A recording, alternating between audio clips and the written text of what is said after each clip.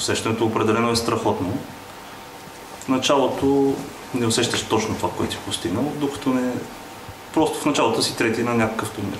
Впоследствие, като видиш компанията, в която си попаднал, които са пред теб, които са за теб, и тогава разбираш, че всъщност си попаднал в доста добра компания, на силни състезатели и е сериозен успех.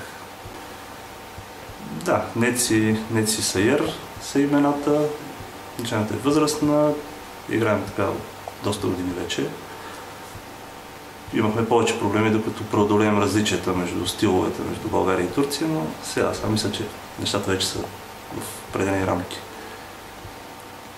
Иначе тя няма особени постижения в бриджови турнири, основно дамски първенства на Турция, но вече се чувства и по-спокойно в компанията на по-силните.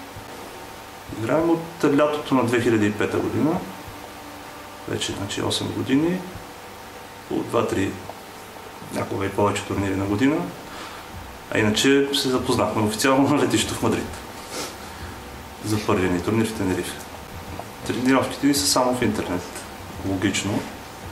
Обикновено 2 пъти в седмицата, когато имаме време, разбира се. Вечер за по 2 часа и половина.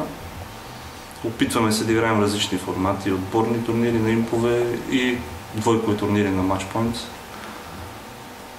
Така, доста известно е, че възрастните хора по-трудно, и поне начинаещите в играта по-трудно се справят на изчисляване на максимален запис. Така че повече наблягаме в тая посока. Играем най-стандартната 2-1, най-разпространената система по цял свят, разбира се, с доста добавени конвенции. Опитваме се така на всеки турнир, когато имаме време, да споделяме кой какво е научил ново и респективно това, което ни харесва и на двамата, го добавяме като ново оръжие. Първенството е един маратон. Нямаш време за почивка. Почти нямаш. Играят се доста игри, 5 сесии на ден с малки почивки и на практика чак късно вечерта можеш да осмислиш какво си можел да направиш по-добре или си направил добре през деня, къде си сбъркал. Нямаш време да коригираш нещо през деня. Иначе имахме и хубави и лоши моменти, естествено, по време на турнира. Най-трудният ми момент беше всъщност последния кръг. Последния кръг, когато знаех, че резултата ни преди сесията е добър, знаех, че сесията ми е добра, трябваше да решавам дали да остана на договор контриран манш или да избягам с идеята, че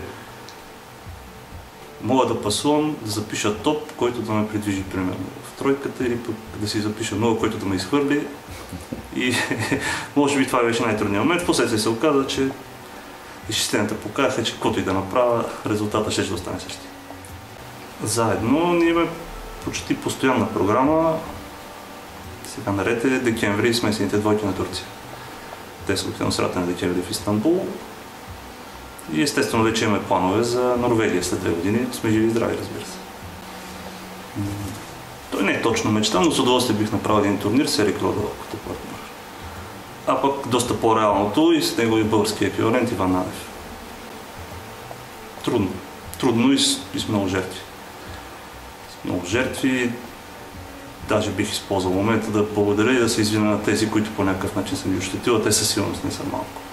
Когато не играя бридж, мога да включа и когато не гледам бридж и не чета за бридж, чета книги. Когато имам време. Да си пожелал, естествено, да сме живи и здрави. Да имаме време за турнири и пак да имаме поводи за радост, разбира се.